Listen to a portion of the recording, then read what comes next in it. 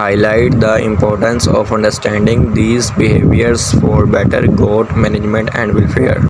Explain the hierarchical structure within goat herds, where a dominant goat, often an older doe known as the herd queen, leads the group.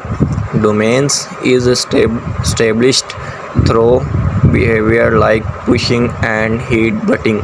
Leadership discuss how to herd queen influences herd movement and resource access.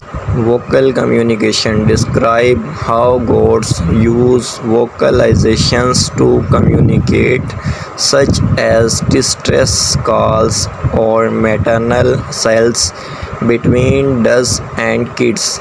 Physical signal explain visual and physical signals including body postures and heads butting, which are used to establish domains and reinforce social bonds and interactions. Mother-offspring bond highlight the strong bond between mother goats and their kids, critical for the kids' survival and social learning.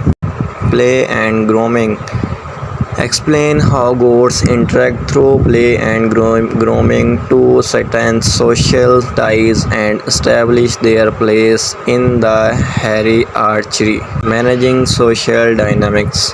Stress factors identify common stress factors for goats, such as a change in routine, weaning, and handling, and their impact on behavior. Routine and familiarity emphasize the importance of maintaining a consistent routine and familiar characters to reduce stress and promote positive behavior.